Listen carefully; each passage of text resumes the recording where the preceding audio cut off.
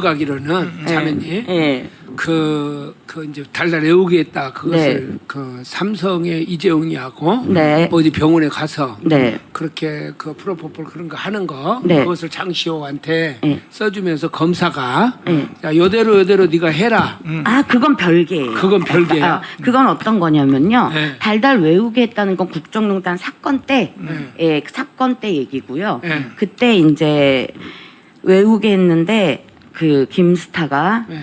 장시호한테 너가 하고 싶지 않으면 안 해도 돼.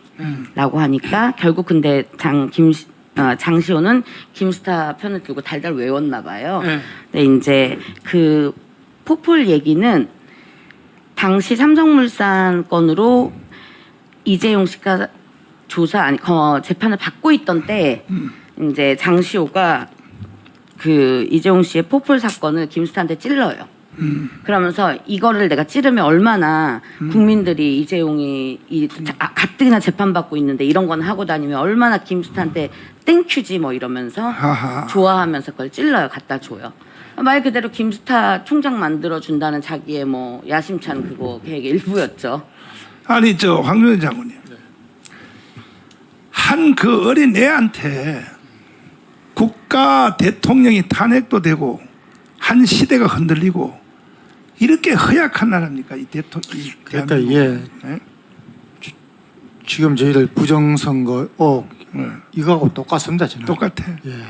결국은 뭐 우리 국민들이 좀 더 눈을 부릅뜨고 정의를 찾으려고 하고 또 제대로 된 사람 뭐 국회의원이든 대통령이든 뽑아주고 하면 되는데 제일 원인은 우리 국민들이 아직까지 거기에 못 미치니까 제일 한 거고. 아까 저 댓글에서 어느 분이 지금 선거를 부정선거라고 이야기하면은 그러면 윤석열 대통령 때도 부정선거로 이긴 거 아니냐고 이렇게 또 말씀하시는 거예요. 부정선거로 이긴 거 맞아요. 네, 맞습니다. 아까 그 댓글 올린 걸 내가 해명을 하자면은 제가 감옥에서 나온 후로 윤석열을 대통령을 꼭 시키겠다 해서 우리가 목숨 걸고 강화문에서 운동을 했는데 그러니까 선거를 한 주일 앞두고 여론조사를 해봤죠.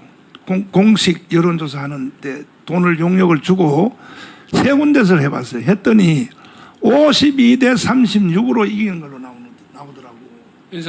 윤석열이가 52고 윤석열이가 50이고 이재명이가 36으로 나오더라고요. 3대 여론조사 기관에서 해보니까 그래서 이거는 안전하게 됐구나 윤석열이가 이렇게 이제 생각을 했단 말이야.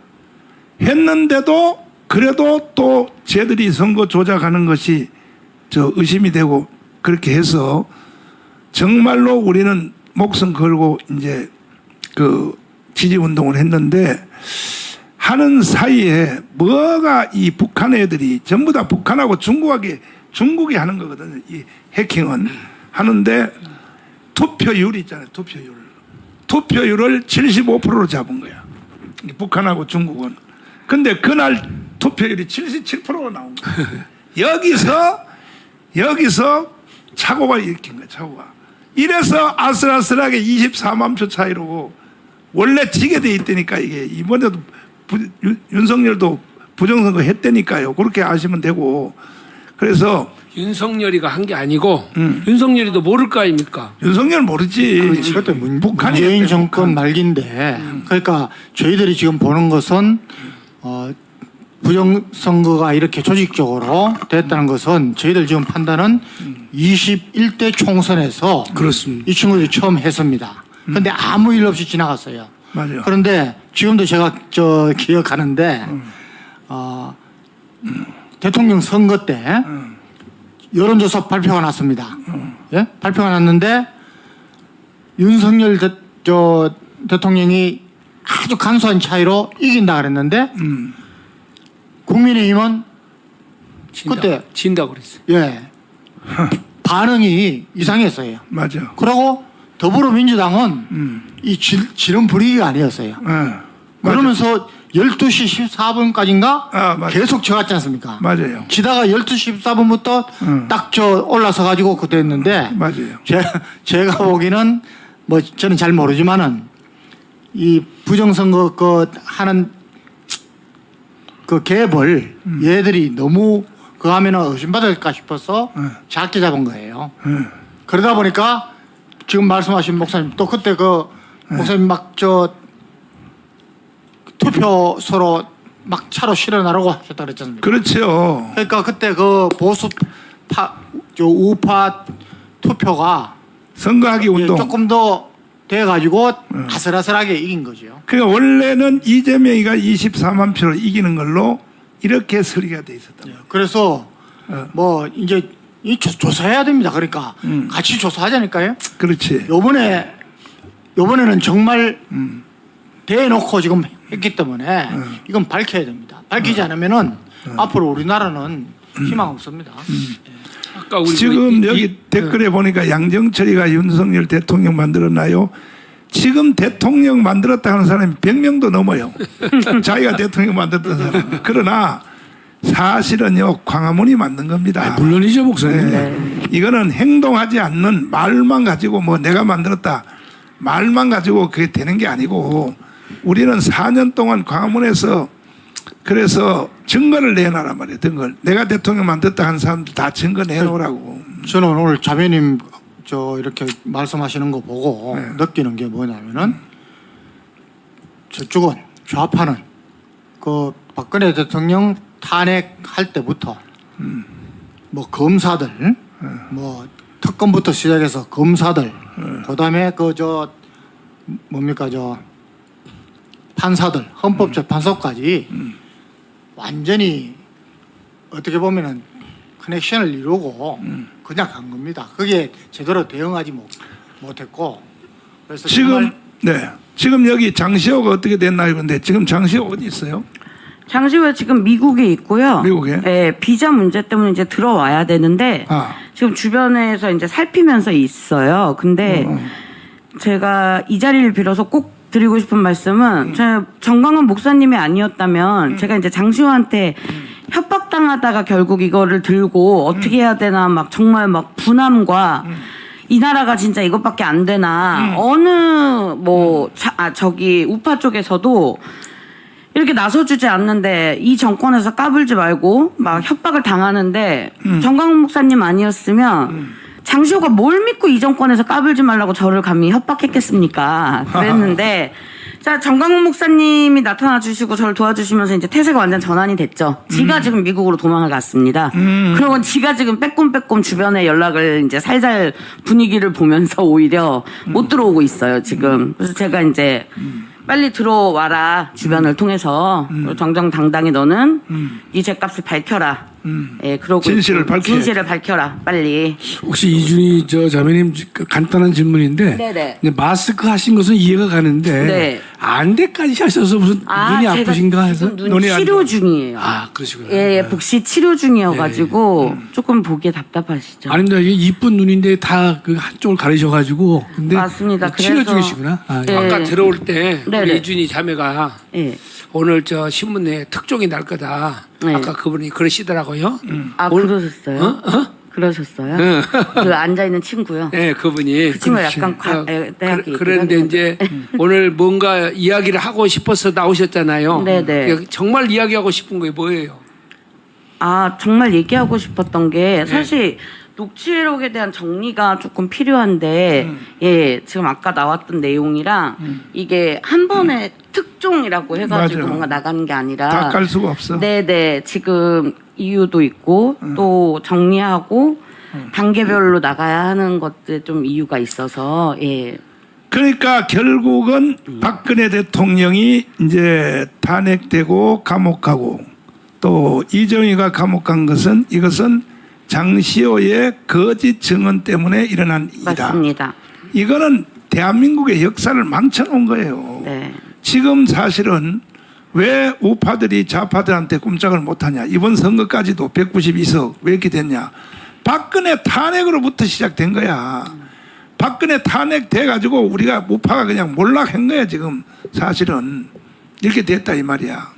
그래서 이제 시간이 다 돼가지고 제가 하나 물어보고 싶은데 네. 우리 지금 아까 김학성 교수님 여기 지금 이제 그 모해 이중 교사죠.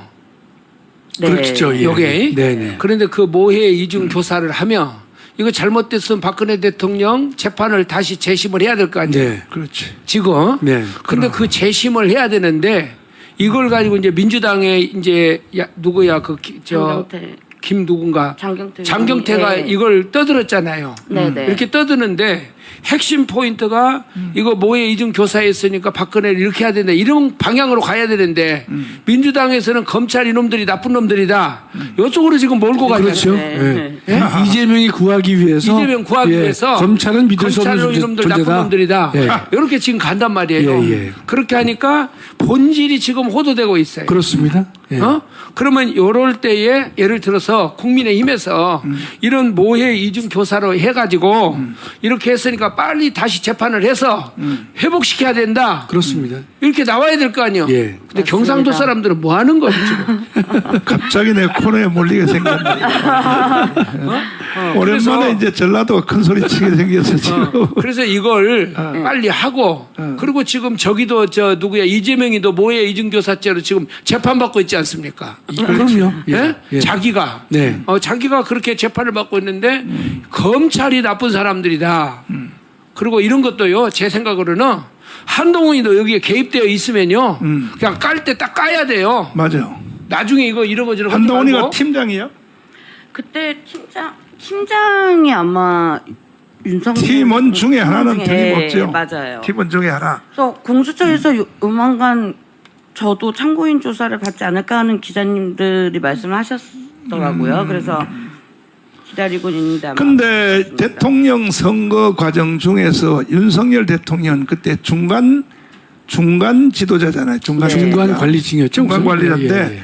대통령 선거 기간 중에 네. 그 이재명하고 그 말싸움 붙었을 때 네.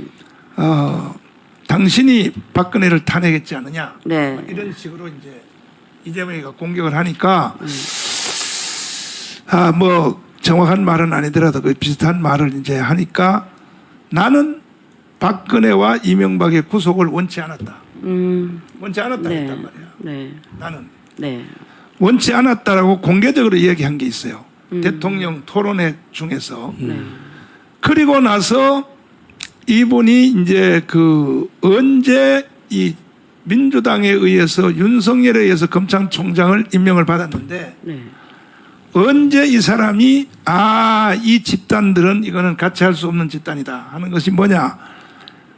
울산 부정선거 때문에 청와대 압수수색에 들어갔단 말이야. 네. 검찰총장으로. 네. 네. 그때부터 추미애 법무장관을 보내고 조국이를 보내서 자르려고 이 윤석열을 자르려고. 네. 그리고 추미애는요 직무 정지시켰잖아요. 그렇습니다. 네, 맞아요. 검찰총장을. 네, 네. 이 그 윤석열 대통령은 사실은 내가 볼 때는 그 전까지는 이념에 대해서 큰 관심이 없었고 네. 별로 없었는데 그때 정신을 바짝 차린 것 같아요. 아하, 이 집단이 그 증거가 어디냐면 이제 경북의 대구에 가서 대통령 선거 유세 기간 중에 한 그 연설문 내가 여기서 자주 들었지만은 거기에 보면은 적나라하게 나와 있거든. 이 집단은 이거는 정치 집단도 아니다 이거야.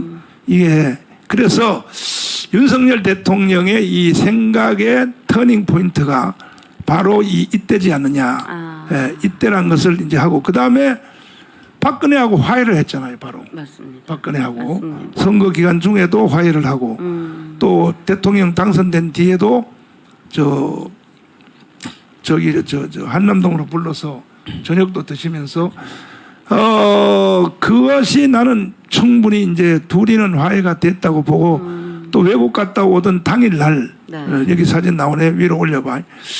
그래서 그 당일날 그 12.6 사건 박정희 대통령 서거한 날에 동작동 국립묘지에 비행기에서 내리자마자 바로 참여했단 말이에요. 맞아요. 이런 걸 보면은 이 속에서 대통령이 뭐 내가 잘못했습니다 뭐 이런 말은 할 수 없잖아요. 이런 행동을 통하여 내가 그때 착각했다 하는 것에 나는 사과가 다 이루어졌다고 이제 보는데 문제는 한동훈은 그때 특별검사 시절하고 똑같은 것 같아. 내가 볼 때. 맞아요, 생각이 목사님. 지금 네, 저도 예. 그렇게 보여요. 네, 저도 그렇게 아. 생각합니다. 예. 그러니까 이 한동훈하고 윤석열하고는 이게 완전히 천지 차이야. 그래서 아니 우리가 어떤 한 개인 사건을 지금 말하자고 하는 것이 아니라 국가의 운명이 다 걸려 있다고 지금 여기에. 예?